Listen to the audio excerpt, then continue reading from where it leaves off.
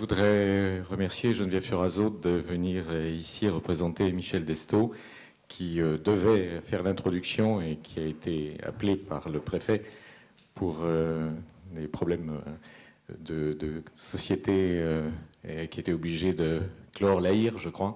Donc, difficile. Merci infiniment d'être là. Nous allons maintenant poursuivre avec Armand Frémont, qui se définit d'abord comme un géographe. Je crois que c'est la bonne définition. Armand Frémont était professeur à l'université de Caen et un président de fait de cette université, directeur de recherche au CNRS, directeur de la programmation et développement universitaire, mais il a voulu d'abord que l'on inscrive qu'il est ancien recteur des académies de Grenoble et de Versailles. Le challenge que nous nous sommes donnés, c'est qu'il parle du territoire seulement.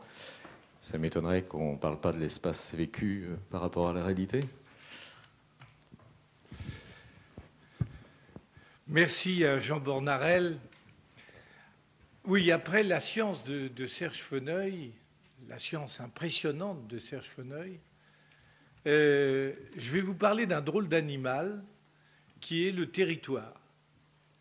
Et le territoire qui nous concerne tous, puisque c'est le support de notre vie et c'est le support de toutes nos actions et de toutes nos innovations, puisque tel est le sujet d'aujourd'hui. Or, ce mot de territoire, et je vais le traiter de la même manière que mon prédécesseur ici, c'est-à-dire à la fois de manière rétroactive et en jetant un regard sur les problèmes très contemporains. Ce territoire, c'est un mot à la mode, mais il n'en a pas toujours été ainsi. Si vous regardez la presse, si vous regardez une bonne librairie de sciences humaines et sociales, peut-être même de sciences exactes, vous allez voir beaucoup de territoires, des territoires à toutes les sauces. Si vous écoutez, si vous regardez la télévision, vous allez avoir à la fois le territoire de l'aménagement du territoire, le territoire national, le territoire européen, mais vous allez avoir aussi le territoire des Palestiniens, le territoire des diasporas, et puis des territoires encore peut-être plus abstraits, les territoires du silence, les territoires de la nuit, que sais-je encore. Bref, notre monde contemporain, très contemporain, aime beaucoup le territoire. Et donc ça vaut la peine qu'on gratte un petit peu ce mot. Et c'est ce que je vais essayer de faire avec vous en une petite demi-heure avant la pause. Alors, en pareil cas, un petit regard rétroactif, et puis d'autre part, les bonnes définitions. Pendant très longtemps, il n'en a pas été ainsi. Si je me replace après la Seconde Guerre mondiale, qui est notre référence aujourd'hui, le territoire, Petit Larousse, la bonne Bible, et puis d'autre part quelques souvenirs de géographes. Le territoire, c'est une définition très fermée dans laquelle on s'entend, c'est une partie de l'espace terrestre sur lequel s'exerce une autorité politique ou administrative. Et par excellence, le territoire, c'est le territoire national. Et 1945, 47, peu importe, les sciences humaines et sociales, qui sont évidemment la partie qui me concerne pour analyser ça tout spécialement, ne parlent pas de territoire. Les géographes même, alors le territoire en France, c'est le territoire national, le territoire départemental, le territoire communal. On pourrait en ajouter quelques autres, mais enfin, on s'en tient là. Les géographes n'aiment pas ça. Les géographes n'aiment pas ça, c'est un peu trivial, c'est politique. Et ils se défient plutôt du territoire. les économistes d'eux-mêmes. Les géographes, avec leur pays, avec les régions, font plutôt des découpages qui recoupent les territoires plutôt qu'ils ne coïncident avec eux. Et les économistes vont lancer sur les flux, sur les pôles, les économistes régionaux, une série de réflexions qui sont tout à fait autres. Pour autant, je me suis toujours intéressé au territoire, ou en tout cas assez vite. Honnêtement, pas en 1945, j'étais quand même un peu trop jeune. Mais plus tard, et encore maintenant, je crois qu'il ne faut pas que nous oublions, et je pense que Serge Feneuil ne l'a pas oublié, il y a beaucoup de résonance entre nos deux exposés.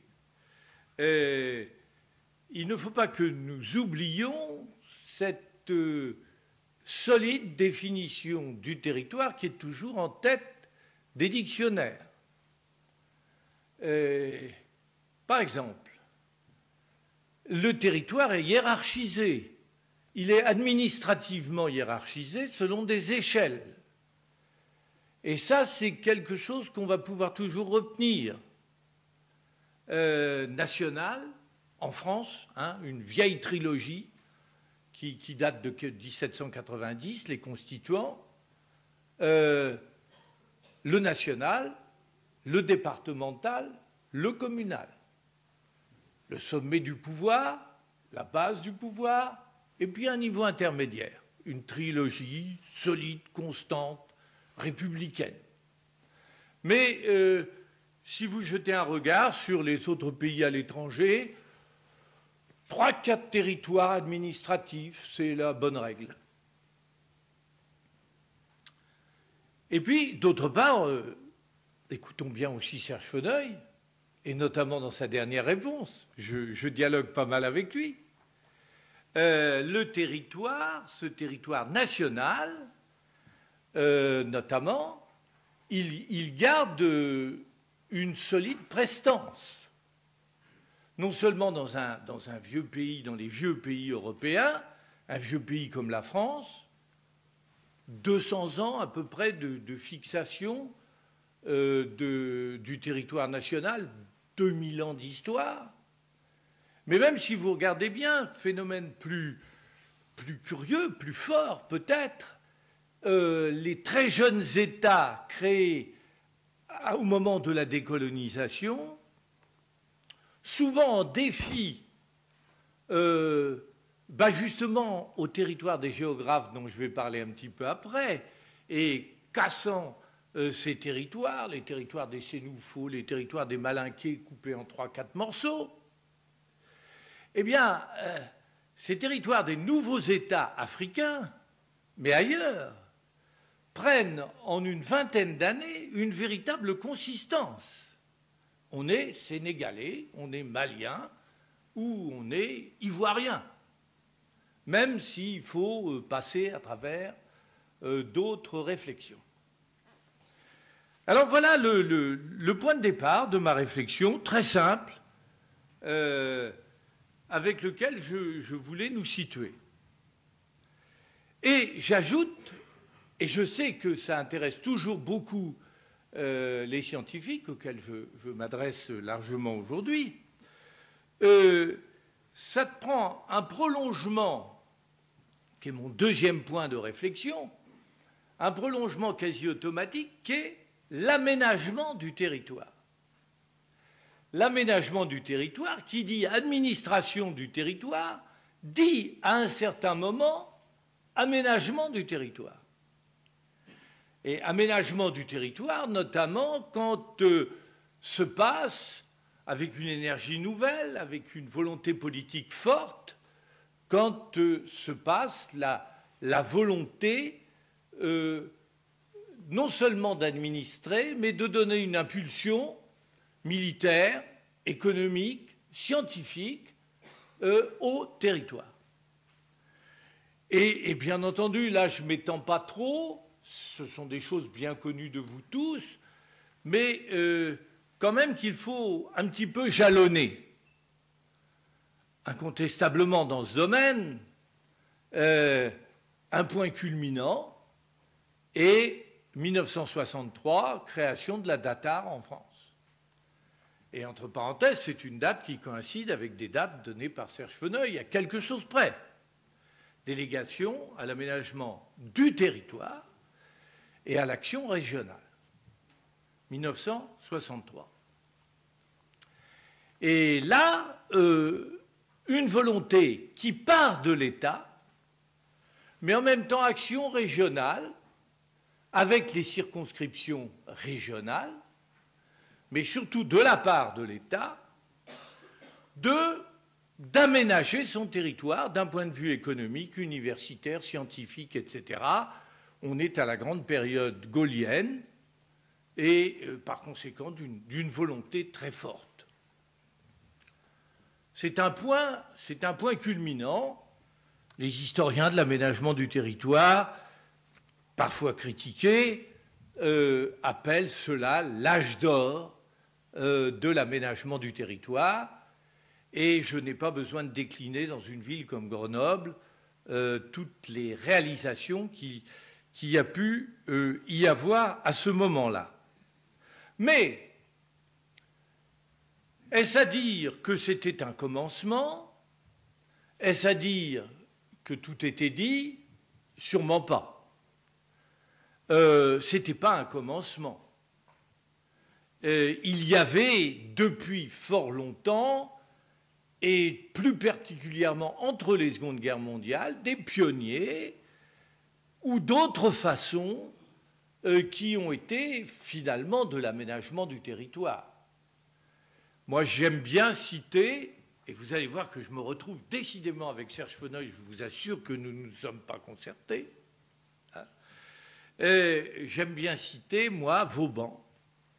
Vauban, parce que Vauban, Louis XIV, Vauban se présente comme le premier aménageur du territoire.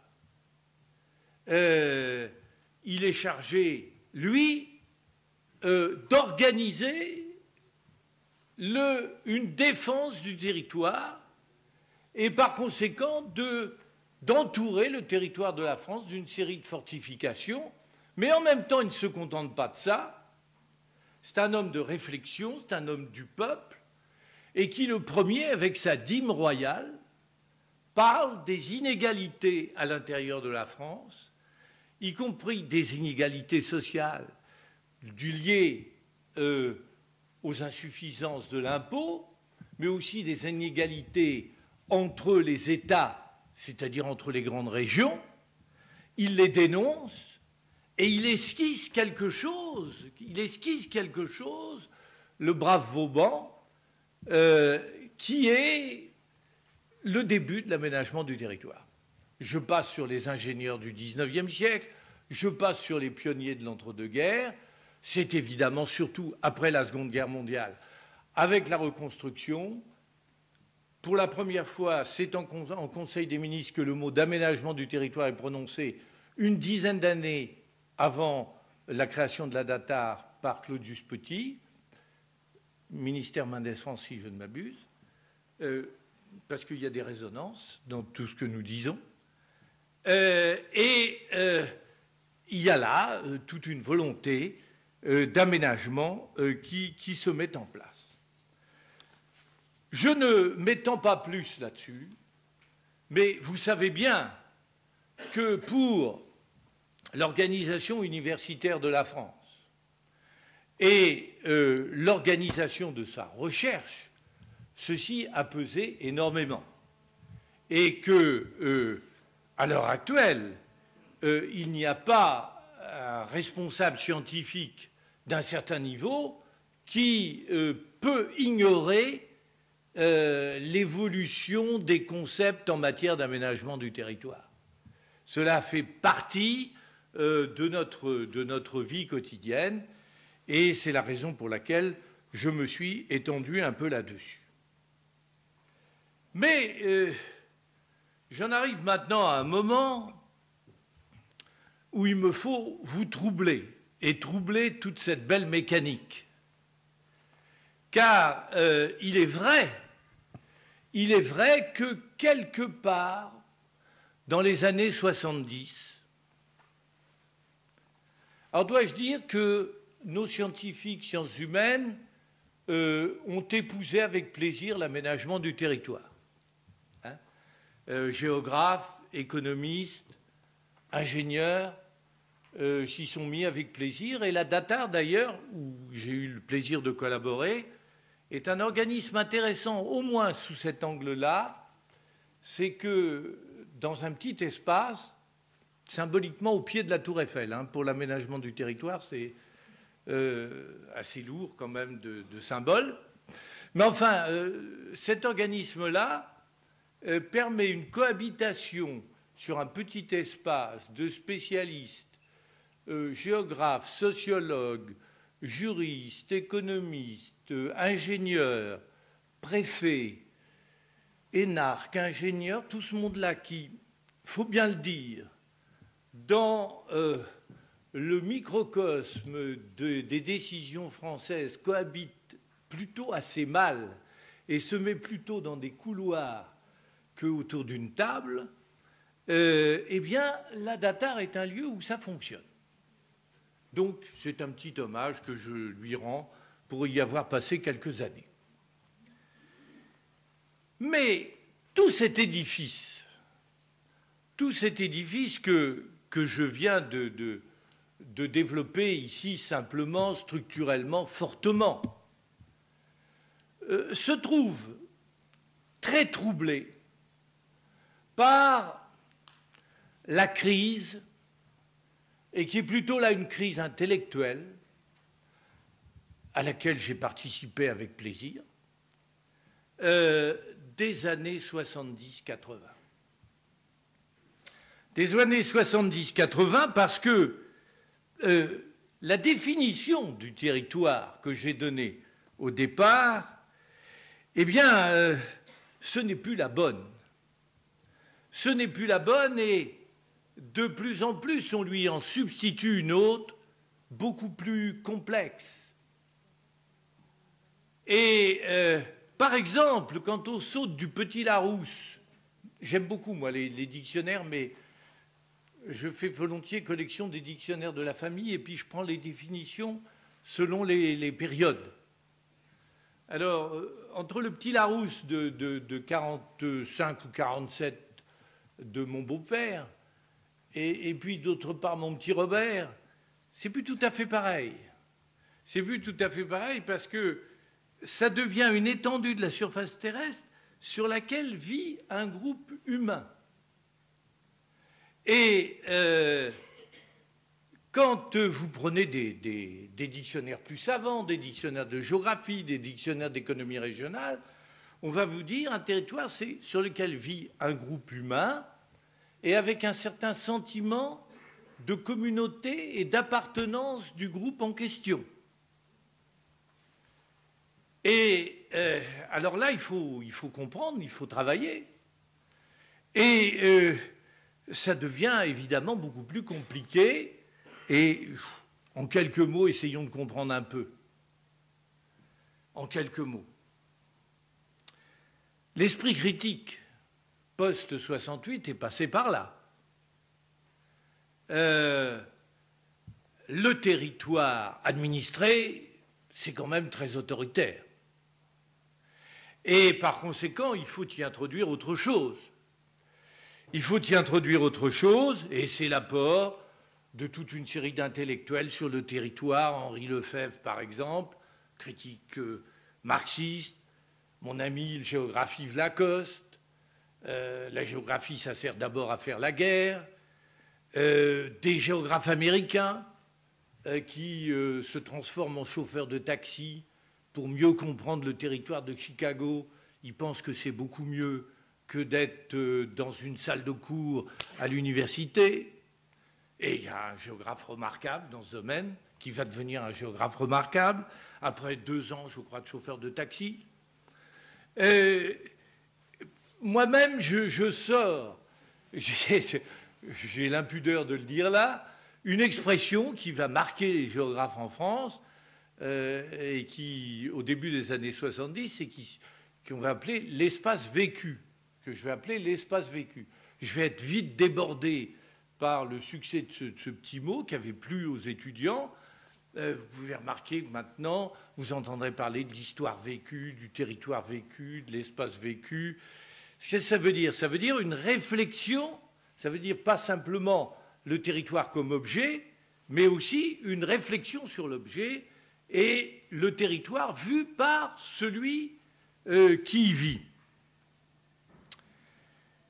Je ne vais pas trop m'étendre là-dessus parce que je ferai un jeu de miroir personnel que j'ai un peu abandonné depuis parce que ça me cassait un peu les pieds que j'étais un peu appelé l'espace vécu, quoi. Et il faut voir les choses objectives qui se passent derrière. Derrière ça, des choses très objectives. L'exigence de participation, ça va prendre des mots différents, l'exigence de participation d'une part croissante de la population. Dans les années 60, on vote, terminé. Dans les années 70, ce n'est pas terminé. Dans les années 90 ou 2000, on ne peut plus faire une grande réalisation sans avoir une consultation auprès de la population. Et une consultation généralement difficile. Une ligne de TGV, un pont important, ne peut pas se faire sans une consultation très importante et très fouillée. La construction d'une ville, d'un quartier, son remodelage, exige des discussions tout à fait considérables. Je ne m'étends pas, la chose est là, une évolution est passée. D'autre part, capitale, l'extrême mobilité de la population. On est passé d'une population relativement fixe, mis à part une toute petite partie de ses dirigeants, de sa classe dirigeante, mais d'une population qui, en gros, vivait bien dans l'espace territorial défini et dans un cercle d'une trentaine de kilomètres, sauf les hommes pour aller au service militaire et à la guerre. Dans toutes mes enquêtes, c'est ça. Dans toutes mes enquêtes de l'après-Seconde Guerre mondiale, c'est ça. Où avez-vous vécu? Bon, dans un tout petit cercle, sauf les hommes, avec une mobilité finalement réduite. Je n'ai pas besoin de vous faire de dessin actuellement. Hein. Je n'ai pas besoin de vous faire de projection sur une mobilité qui est devenue considérable et à tous les niveaux. Elle est considérable au plan mondial, bien sûr, mais elle est considérable aussi dans une agglomération. Inutile de... Allons faire une promenade à Grenoble, allons faire une promenade dans le Grand Grenoble. Et pour comprendre cette mobilité. Bien entendu, cette mobilité est devenue complètement indépendante de la circonscription administrative, du vieux territoire. Le vieux territoire, par rapport à ça, n'a pas de sens. L'individu y exerce sa liberté en totalité, sa liberté ou ses contraintes. Voilà. Ceci s'applique aussi bien aux firmes, à la mondialisation en marche ou à son arrivée, à l'échelon supérieur pour aller vite. Et par conséquent, on va vers, ou plutôt nous nous trouvons dans cette situation si troublante qu'on est dans un espace extrêmement complexe, nécessitant certainement aménagement, mais en même temps difficile et de plus en plus difficile à saisir. Il faut que j'ajoute une dernière touche derrière cela. Et cette dernière touche, c'est probablement en même temps le sentiment d'attachement, on dit parfois d'enracinement, qu'éprouvent a contrario, une bonne partie de la population. Comme s'il y avait là la recherche d'une compensation, y compris pour les plus mobiles, y compris pour ceux pour lesquels les 5 continents n'ont pas de secret, et pour lesquels, en même temps, trouver un espace bien à soi, réduit, généralement celui des vacances, de la famille, ou tout simplement des mythes, eh bien, apparaît comme une nécessité.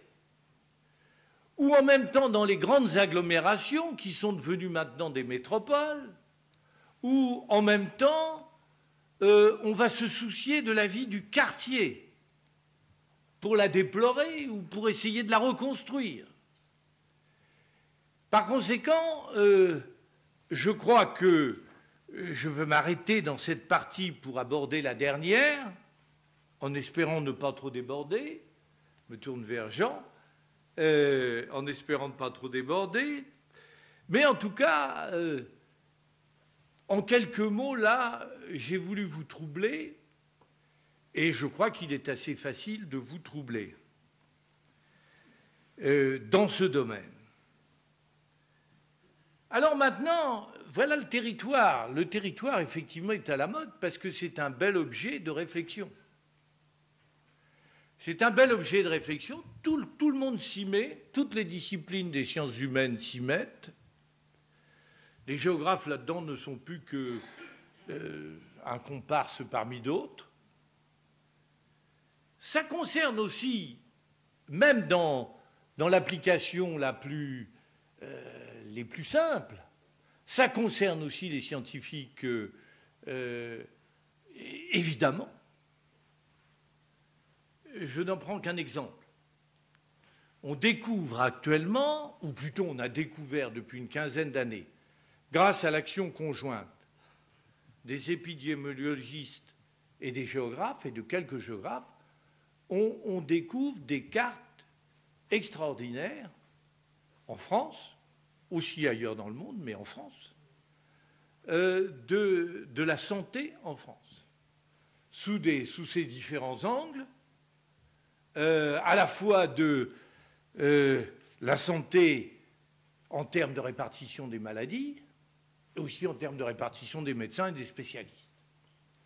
Je ne veux pas être trop polémique, mais enfin, en gros, tout à fait en gros, géographe vieillissant à la grande louche, plus il y a de médecins, proportionnellement à la population, moins il y a de malades, tant mieux, mais là où il y a le plus de malades, c'est là qu'il y a le moins de médecins. Confère, par exemple, les taux de santé publique que l'on trouve dans le Nord-Pas-de-Calais comparés à ceux de Provence-Alpes-Côte d'Azur. Voilà. Alors donc, c'est un beau problème, le territoire.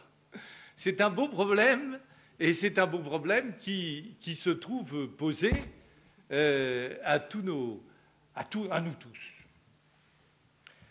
Je le qualifierais par une note un peu pessimiste, mais pour ouvrir sur l'avenir d'une manière qui n'est pas facile. Bon, c'est l'évidence que c'est devenu une analyse très complexe et une analyse qui ne peut pas s'accommoder de l'analyse sectorielle. Elle exige la mise en compte de la complexité, la prise en compte de la complexité. On est dans des contradictions permanentes. Contradiction permanente entre, par exemple, l'administration territoriale, j'ai vécu ça, moi, des deux côtés, entre l'administration territoriale et, d'autre part, les territoires de vie des hommes et des entreprises. Un territoire que l'on gère avec des subventions que l'on obtient, quand on est recteur, par exemple, ou des postes que l'on a, ça a des limites. Mais une école, les habitudes des gens qui sont les parents des enfants de l'école ou du collège, etc., les limites, ils ont chacun la leur. Et avec l'exigence de la leur. Et par conséquent, en soi, c'est difficile. Complexité aussi entre cette recherche de la proximité et d'un sens de la proximité, je dirais d'une sécurité de la proximité. Et en même temps le fait qu'on est maintenant dans des territoires très ouverts et que l'on sait bien que, je suis en Normandie, le producteur de lin de la petite commune du Pays de Caux dépend du marché mondial, y compris avec la Chine, la Lettonie, du lin et de la mode des vêtements en lin. Et que par conséquent, le raisonnement sur la seule petite commune du Pays de Caux n'est pas suffisant si l'on ne regarde pas en même temps sur l'ensemble de l'orbite. Je ne peux que terminer par une note pessimiste ou à demi pessimiste, mais je ne vais pas me projeter vers l'avenir. J'ai vraiment du mal à le situer. La réponse des autorités politiques, surtout en France, alors là, il y a quand même quelque chose que l'on trouve un peu dans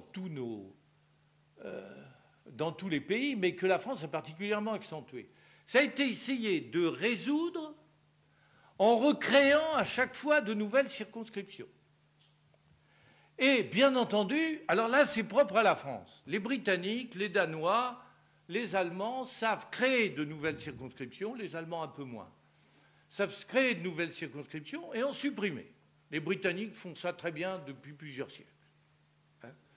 Mais les Français ne savent pas. Ils ne savent pas depuis les Capétiens. Depuis les Capétiens, je répète. Et par conséquent, on accumule.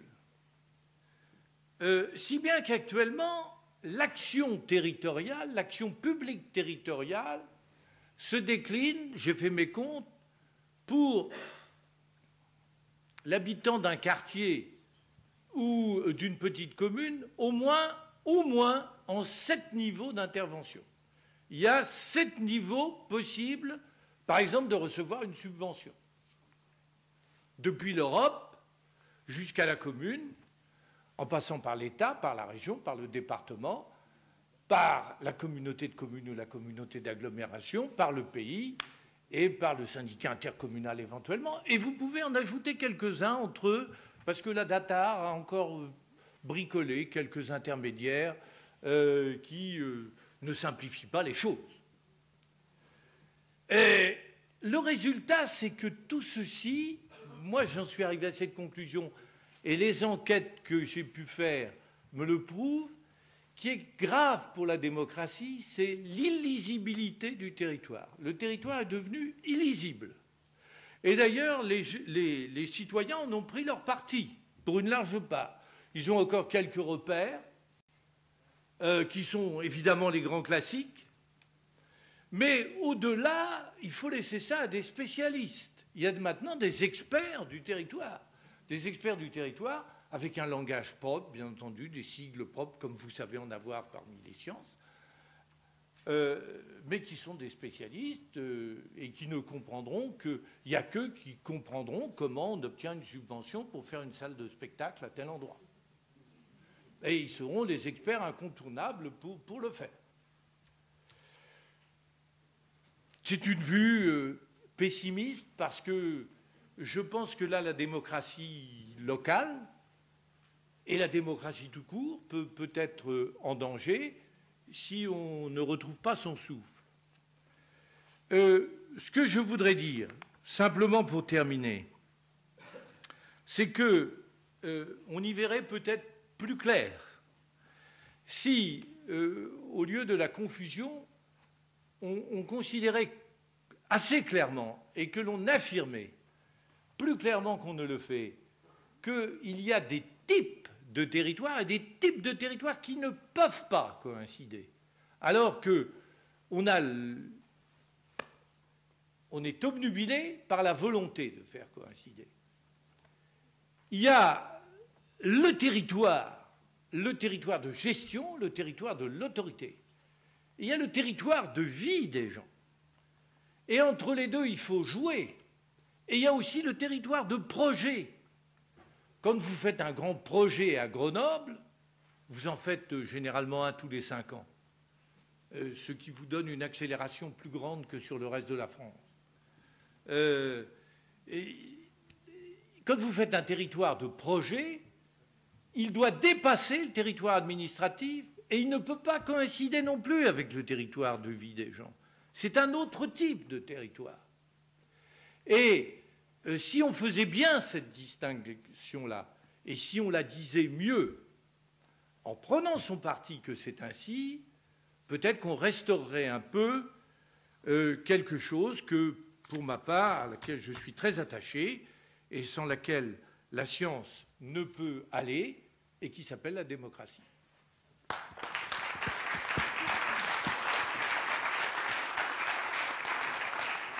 Merci Armand Frémont. Et comme il était convenu, pas de questions, mais on peut déjà, vous m'avez préparé la suite.